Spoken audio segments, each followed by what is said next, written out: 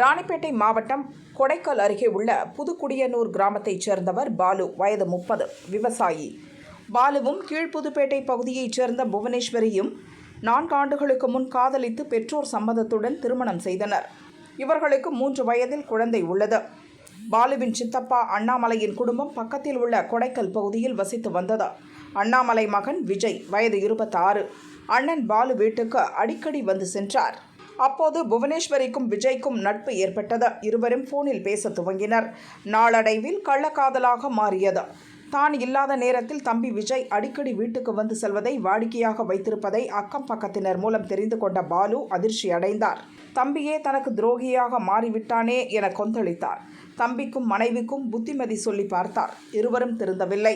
அக்கம் பக்கத்தினர் காட்டி கொடுத்து விடுகிறார்கள் என்பதற்காக கடைக்கு செல்வது போல சென்று விஜயுடன் வெளியிடங்களில் தனிமையில் இருப்பதை வழக்கமாக வைத்துள்ளார் புவனேஸ்வரி.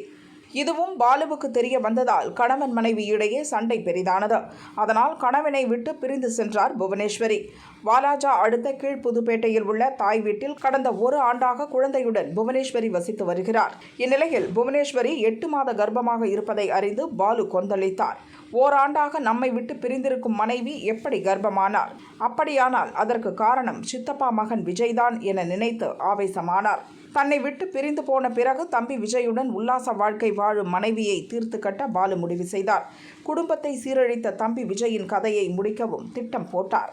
ஆத்திரமடைந்த பாலு நேற்று நள்ளிரவு மது குடித்தார். பிறகு போதையில் மனைவி புவனேஸ்வரியை கொல்ல முடிவு செய்து கீழ்புதுப்பேட்டையில் உள்ள அவரது வீட்டிற்கு அதிகாலை 2 மணிக்கு சென்றார். கணவன் ஆக்ரோஷமாக வந்து மனைவி புவனேஸ்வரி மாமியார் பாரதியுடன் சண்டை போட்டார். திடீரென பாலு மறைத்து வைத்திருந்த அரிவாளை எடுத்ததும் புவனேஸ்வரியும் பாரதியும் பயந்து போய் வெளியே ஓடினர். புவனேஸ்வரி பக்கத்து வீட்டுக்குள் ஓடி ஒளிந்து கொண்டார். இதனால் பாலு மாமியார் பாரதியை விரட்டிச் சென்று வீட்டுக்கு வெளியே வைத்து சரமாரியாக வெட்டி கொன்றார். அங்கிருந்து பைக்கில் கிளம்பிய பாலு தம்பி விஜய் வீடு உள்ள கொடைக்கல் பகுதிக்கு சென்றார். அதற்குள் நடந்த விஷயத்தை புவனேஸ்வரி விஜயிடம் சொன்னார். பயந்து போன விஜய் தூங்கிக் கொண்டிருந்த அப்பா அம்மாவிடம் எதுவும் சொல்லாமல் பைக்கை எடுத்துக்கொண்டு வெளியில் சென்றார். அதிகாலை 3 மணி அளவில் விஜய் வீட்டுக்கு பாலு வந்தார். சித்தப்பா அண்ணாமலை வந்து கதவை திறந்தார். நீ பிள்ளைய ஒழுங்கா வளர்த்திருந்தா என் குடும்பம் கெட்டு போயிருக்காது என கத்தினார்.